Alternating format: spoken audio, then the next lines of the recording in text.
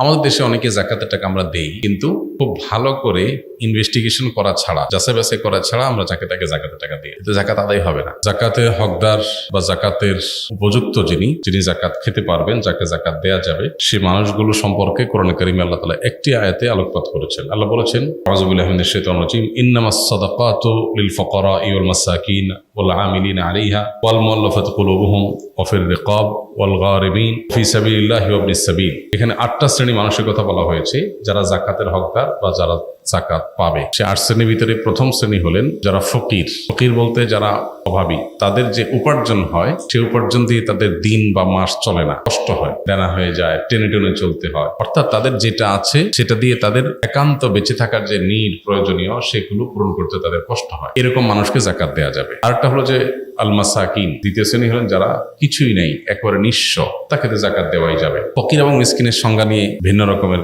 সংজ্ঞাও আছে, মত পার্থক্য আছে, কিন্তু মোটা দাগে এই দুইটা শ্রেণীর ব্যাপারে কোনো মত পার্থক্য নাই যে জাকাতের হকদার প্রথমত যাদের কিছুই নেই, একেবারে নিঃস্ব তারা, দ্বিতীয়ত যাদের আছে কিন্তু যেটা আছে সেটা দিয়ে তার চলে না। এই চলেনার মানে কি? চলেনার মানে অনেকের মাসে 1 লাখ টাকা স্যালারি দিয়ে তার আসলে চলে না। কেন চলে না? কারণ তার নতুন আরেকটা গাড়ি কেনার শখ আছে, ওই টাকাটা এখনো জোগাড় হয় নাই, তার অভাব আছে। এই টাইপের অভাবই না, খেয়ে পরে বেঁচে থাকা, ট্রিটমেন্ট করা, যেগুলো মানুষের প্রিন্সিপাল নিড, সেগুলো পূরণ করতে পারে না সে, এরকম যদি অভাবী হয়, ধরা যাক তার বেতন 15,000 টাকা মাসে বা 20,000 টাকা মাসে, ঢাকা শহরে 1 রুমের বাসা নিয়ে বাচ্চাদের নিয়ে থাকে, কষ্ট হয়, তার খাবার দাবার আবাসন এটুকুর ব্যবস্থা করতে কষ্ট হয়ে যায়, হয় দেনা হয়ে যায়, নাহলে অনেক টানাটানি করে চলতে, এরকম মানুষকে জাকাত দেওয়া যাবে। 3 নম্বর হলো জাকাতের যারা উসুলকারী, তারা জাকাতের উসুল কারা করেন?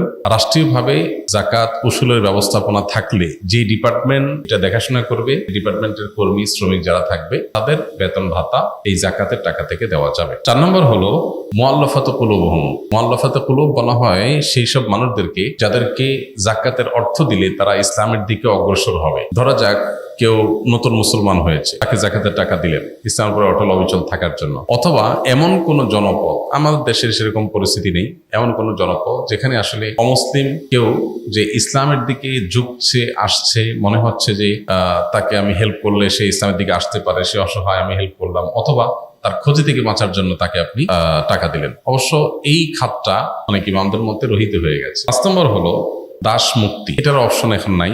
দাসীরা তাদেরকে মুক্ত করার জন্য জাকাতের অর্থ ব্যয় করা যাবে। আপনি ইসলামের বিধিবিধানগুলো দেখেন, কোরআন আয়াতগুলো দেখবেন মানুষকে দাসত্ব থেকে মুক্ত করার জন্য ইসলাম বহু আয়োজন রেখেছে। আপনি কোন একটা ভুল করেছেন, অন্যায় করেছেন, এটার ক্ষতিপূরণ কাফারা দাস মুক্তি। এই যে আপনার কোন দাসী তার মালিক থেকে মুক্ত হতে চায় টাকার বিনিময়ে, তাকে আপনি জাকাতের টাকা দিয়ে মুক্ত করতে পারবেন।